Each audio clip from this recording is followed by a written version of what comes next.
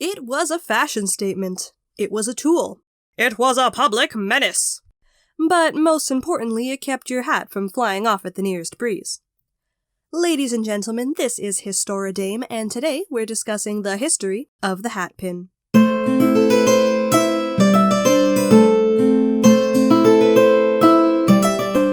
Hatpins can be traced all the way back to the 1400s in Europe, where they were used to secure wimples and veils that women often wore to cover their hair. It wasn't until the 1880s, however, that bonnets were traded in for hats, and the hatpin became the standard accessory for women all across Europe, Australia, and North America. Hatpins ranged between 6 to 12 inches in length, and consisted of a thin, needle-like pin, with a decorative head on one end.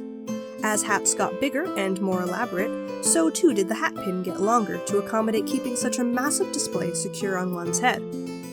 A famous American actress and singer at the time, Lillian Russell, was one woman that helped popularize longer hatpins by making women everywhere envious of her fantastic feathery hats.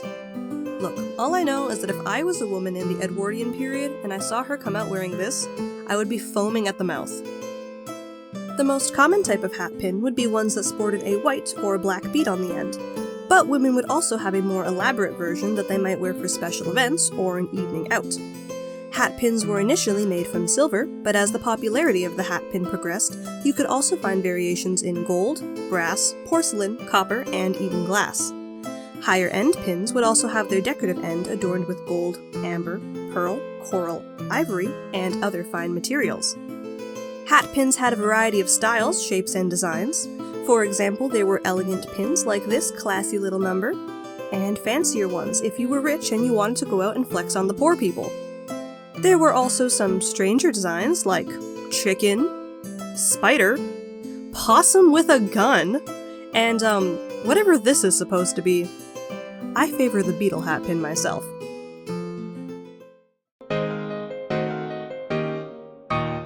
Now, in the early 1900s, the modern woman experienced many more freedoms than her predecessors did. We weren't legally people yet, no, but we were suddenly allowed to be out on our own for the first time ever, walking the streets, going to stores, and taking public transit. Small numbers of women even began to enter the workforce, taking jobs in factories as secretaries or domestic servants. Courting had also changed. When before, a man could court a woman within the safety of her home under the watchful gaze of her parents, now he took her to dance halls and evening shows. But this newfound independence and freedom for women also came with new dangers. Dangers such as the dreaded masher. A masher was slang for the time, referring to a predatory man that would target single young women in public spaces and harass them by making unwanted sexual advances. Unfortunately for women everywhere, it appears that creepy guys are just as timeless as a good cup of tea. Luckily, some women began to realize that they had the ideal tool for self-defense right on their person. One of the first notable hatpin stabbings occurred in 1898, when two men attempted to rob a Chicago streetcar. Sadie Williams was one of 5 passengers aboard the car when the two men began to attack the conductor. After realizing that the conductor was about to lose this fight, and that none of the male passengers had stepped in to help, Sadie took matters into her own hands and stabbed the robber closest to her with her hatpin. When he tried to attack her, she stabbed him again, causing him to flee the coach screaming. She then stabbed the second robber in the face until he passed out. A true icon. In 1901, 4 young women were attacked while crossing a bridge on their way to Williamsport, Pennsylvania. 2 men stopped them and began to assault the group until one of the girls screamed out for the others to use your hatpins, and they all began to stab the men until they ran away. But things really took a turn in 1903 when Leodie Blaker, a woman from Kansas, was touring New York City and she encountered a masher aboard the 5th Avenue stagecoach. She grew uncomfortable as the man began to inch closer throughout the ride until he was pressed up against her, hip to hip and shoulder to shoulder.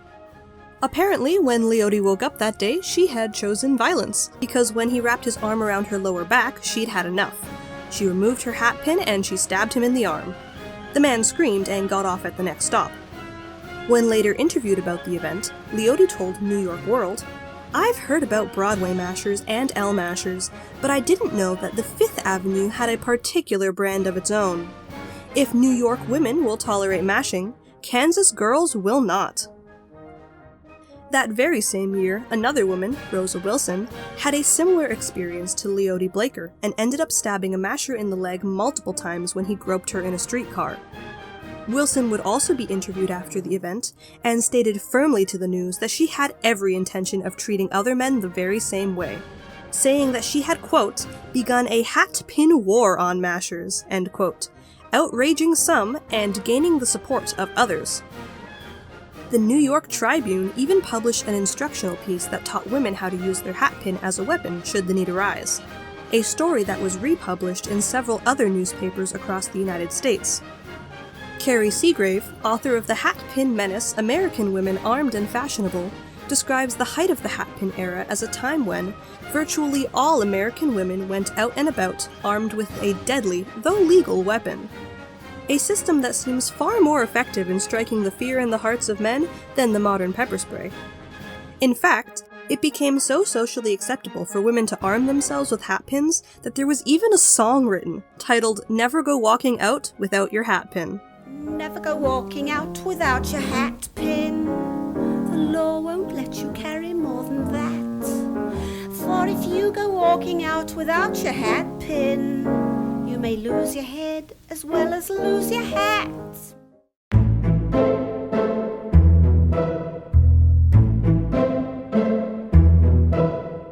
Naturally, men all across the country became quite fearful of the situation, and not just because harassing women suddenly had consequences. They believed that the hatpin had become a menace to society, a dangerous weapon that enabled crazy women to attack and even kill men. Those in positions of power quickly made it their goal to outlaw hatpins altogether. During what is now known as the Hatpin Panic, public views began to shift on the topic away from the threats of violence against women and instead towards the danger that these pins posed to men. Men who opposed hatpins had two major arguments. Number one, hatpins endangered innocent men. Many news articles were published that argued hatpins were a danger in crowds, both on the street and in public transportation. Now, this did have some merit, as there were cases of accidental stabbings when people bumped into each other. And a wound from a hatpin was very serious. It could cause infection or even blood poisoning. In the case of intentional stabbings, however, those in opposition to hatpins were more focused on the damage done in self-defense rather than the harassment and violence that was the cause of the incidents. Argument number two, it's women's fault for being attacked. As part of his argument to ban hatpins, a Chicago Vice Commission reasoned that women should not be wearing makeup or revealing their ankles in public, and they brought the attacks upon themselves. Other men also feared that should the hatpin menace remain unchecked, suffragettes may begin to use them as weapons.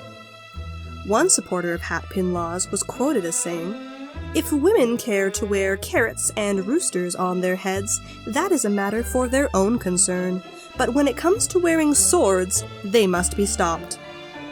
In the end, despite many women protesting the decision, laws were passed in 1908 that limited the length of hatpins in the United States to no more than 9 inches. In 1910, additional laws were passed that required hatpin tips to be covered so that they would not injure anyone accidentally. And in that very same year, the city of Chicago introduced fines of up to $50 to any woman that wore a hatpin of inappropriate length. Not long after, other cities made their own restrictions, and similar laws were enacted in Australia as well as Europe. By the time World War I rolled around, hatpin fever had begun to subside as shorter hairstyles came into fashion, and by World War II they had almost died out entirely, thus ending the story of the humble hatpin. Hey everyone, thanks for watching! If you enjoyed the video, please consider leaving a like or a comment down below. Tell me what pin design you would wear. Should we bring back fancy hats? If you want to see more content like this, you can also subscribe to my channel and keep up to date with all the fun history videos of the future. But for now, I bid you farewell.